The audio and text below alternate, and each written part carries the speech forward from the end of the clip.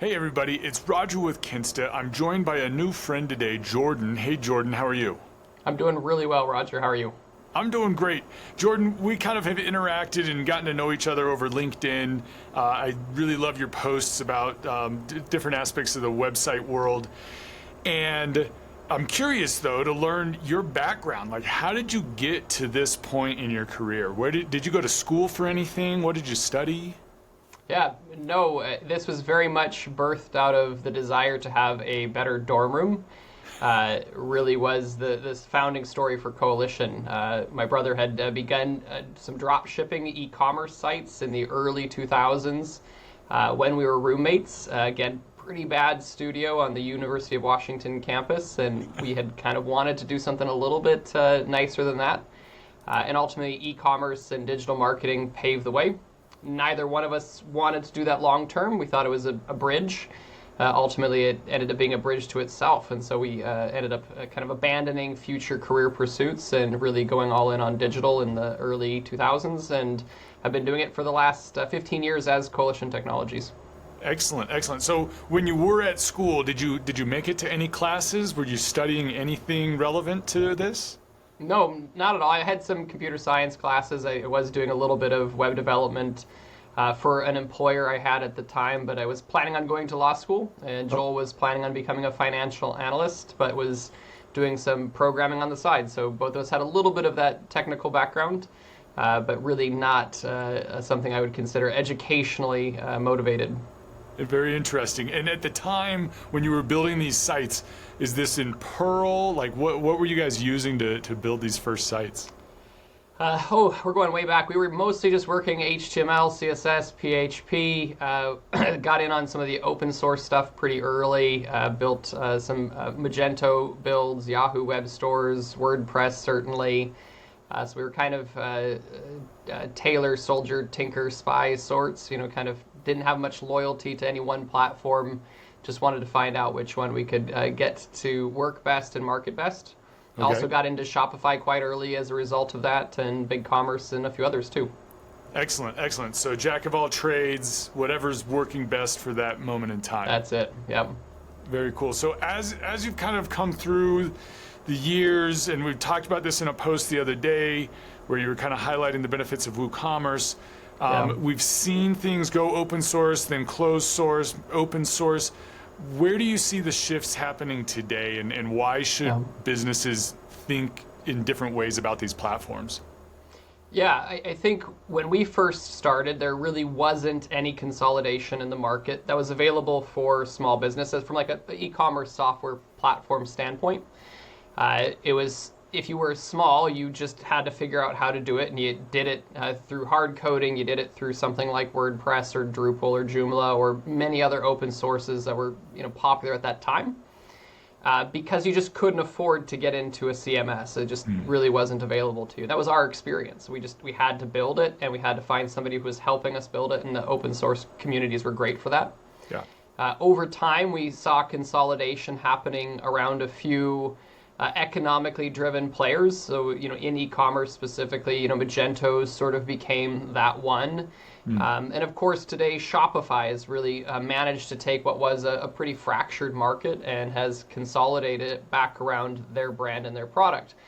And a lot of people now sort of default to Shopify for that reason. And I think it's actually a little bit dangerous. I mean, there's certainly a lot of great things about Shopify, but when we're running off of one choice, we're often in a spot where there's a lack of competition to motivate future growth and innovation.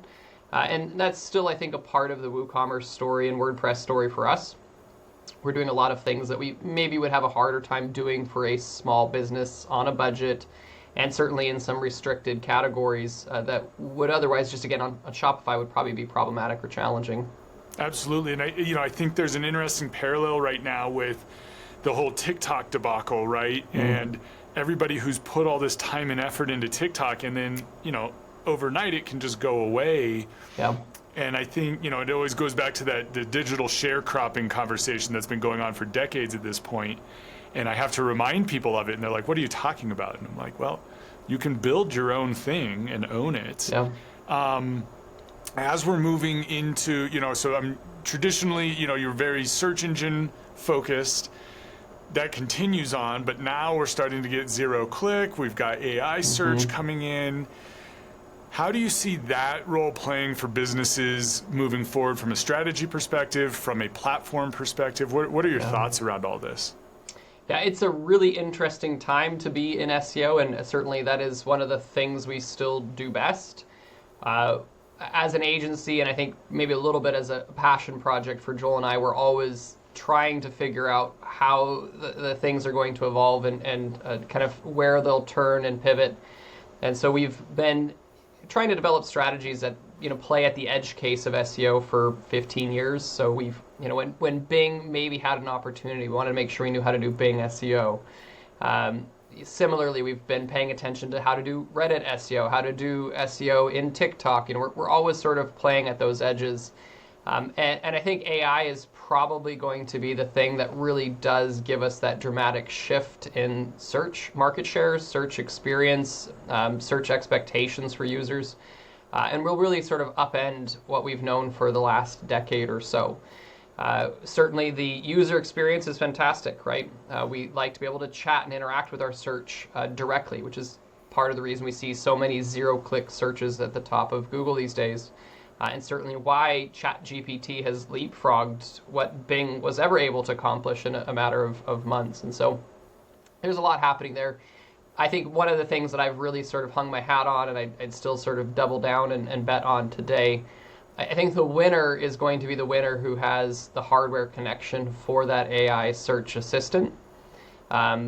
If Google is able to really provide a meaningful search-driven, AI-driven assistant product that can be connected to Android phones and Android devices, I think they'll have a chance to jump back into that sort of driver's seat.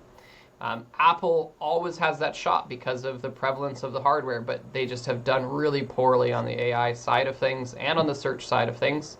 I think OpenAI really needs that Apple partnership to work. Because they just don't have that inroad to a piece of hardware.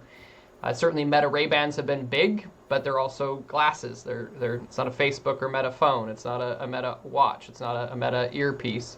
So I think they maybe are a little bit further out from having a chance to succeed here. So to me, search's future is really going to come back to not only who does AI really well, but who does AI on device really well.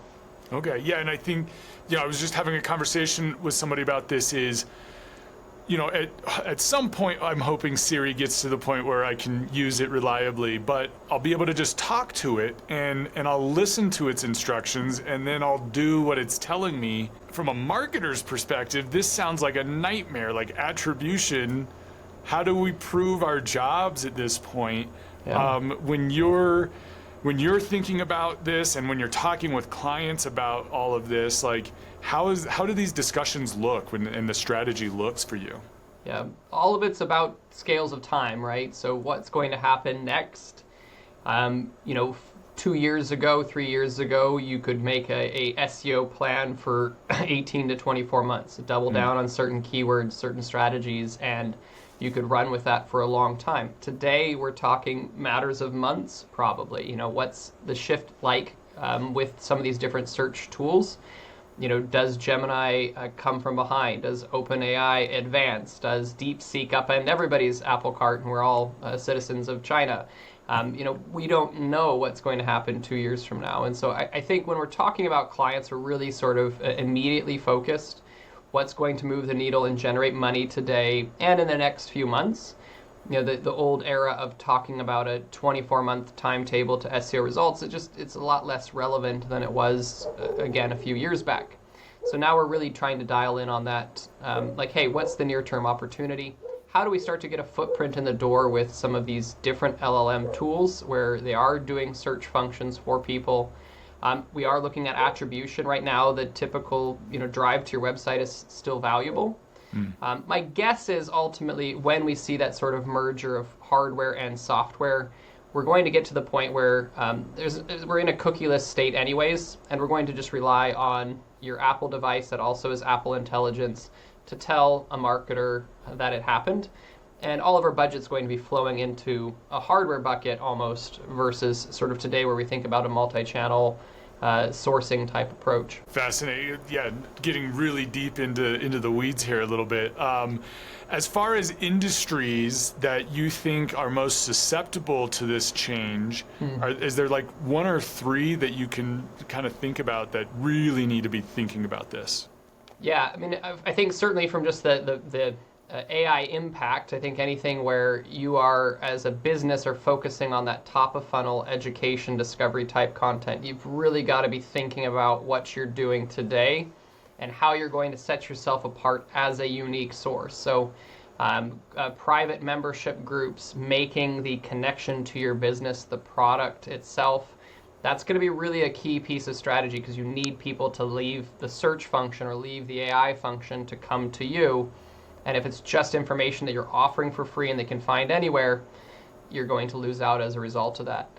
For some of our clients, it's a much simpler target. We're just simply moving in our funnel approach. We're moving away from sort of these discovery terms, and we're really just doubling down in SEO around commercialized terms. Things that are really close to the bottom of funnel, because we're not seeing those being as successful from like a LLM search result. And if I ask for a specific product, I'm only going to get a handful of results inside of ChatGPT today, and I may not get a lot of variance. I may only get the big brand names. If I go to Google and do that same thing, I'm still getting a really good product mix that I can shop. And that tends to be a lot more successful as a strategy right now. Okay, all right, very interesting. Thanks for the insights on all of that. I like to keep these kind of short and brief. This has been fascinating, and I'm always interested to hear more and read more from you on LinkedIn. If people are interested in learning more about you, getting in touch with you, working with you, what's the best way to get in touch? Yeah, the website's great, coalitiontechnologies.com. Absolutely track me down on LinkedIn. Always easy to see me there. We have bright green lime illustrations throughout most of our Coalition profiles, so we're pretty distinctive there. And you could also just try a quick search for SEO company. Chances are, wherever you are in the world, we're going to rank #1. So that's an easy way to do it too. Excellent, excellent. And I would expect you'll show up in ChatGPT if I search for you. Oh yes, yeah. We're getting a healthy amount of traffic from ChatGPT and Perplexity right now. So thank you to my AI overlords. Absolutely. Jordan, it's great talking with you. I look forward to speaking with you down the road. Have a great day. Yeah, you too.